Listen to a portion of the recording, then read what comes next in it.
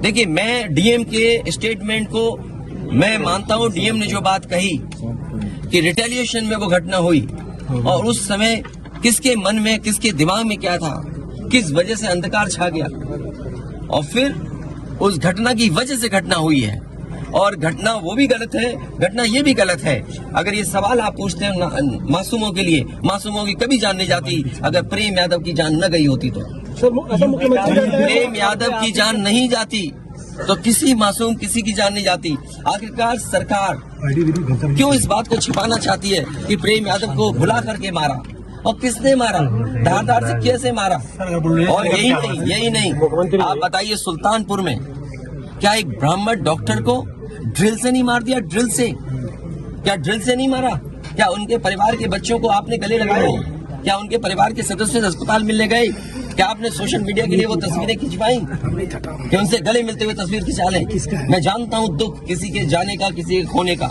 आज हम जरूर इस परिवार के साथ हैं या और लोग हैं, लेकिन जब वो अकेले बैठेंगे कभी याद आएगी उनके परिवार के सदस्य की तो उन पर क्या गुजरेगी, सोचिए आप। बेटियां उसकी छोटी क्या बुलडोजर चलेगा? ये जनता रोक देगी बुलडोजर को। और सवाल ये नहीं है, सवाल ये नहीं है, सवाल ये नहीं है। एक मिनट रुक जाइए ना, मैं बैठा हूँ। ये जो बुलडोजर चलाने की भाषा है, जो बुलडोजर चलाने की संस्कृति है, ये मत समझिए बुलडोजर में दिमाग नहीं होता है। अगर बुलडोजर न्याय देने लगा तो अगली सरकार भी यही करेगी। इसलिए मैं सोचता हूं कि अगर आप योगी हैं, योगी की परिभाषा यही है, दूसरे का दुख अपना दुख समझे। आप अपना गिराते हैं तो मुआवजा लेते हैं। आपकी किसी की हिम्मत हो अगर ये बात की कि उन्होंने अपनी बिल्डिंग गिराई और कितने करोड़ मुआवजा उठाया, अगर आप इसे बुलडोजर चलाना चाहते हो तो उतना ही मुआवजा देना जितना मुआवजा आपने खुद लिया है सरकार से। परिवार से मिलने गए, वहाँ एक भी सदस्य नहीं, जिसको क्या माना है? देखिए, मेरी जिम्मेदारी ये है, देखिए मैं जानता हूँ यार नवीन भाई तो और ये बात आप भी जानते हो।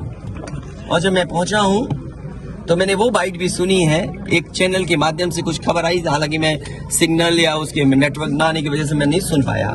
जो बात मुझे समझ में आई कि वो परिवार नहीं मिलना चाहता, ये उसकी भावना है और उसको उसकी बेटे की भावना नहीं हो सकती। हो सकता हो कुछ ऐसे नेता हैं जो उसको समझा रहे होंगे कि तुम मत मिलना, तुम उनको नीचा दिखा दो, अपमानित कर दो।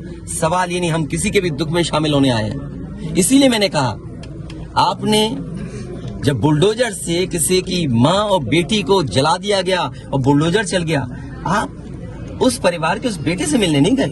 उस बेटे को इस सरकार ने ठंड में नंगा किया था। अरे हम तो कहते हैं उस बेटे से तुम क्यों नहीं गला मिलते हो जाकर, क्यों नहीं मिलते जाके सरकार? यूपी में बीजेपी मैं आर्थिक सहायता इस परिवार की भी, और अगर वो परिवार कहेगा तो मैं उस परिवार की भी मदद करूंगा।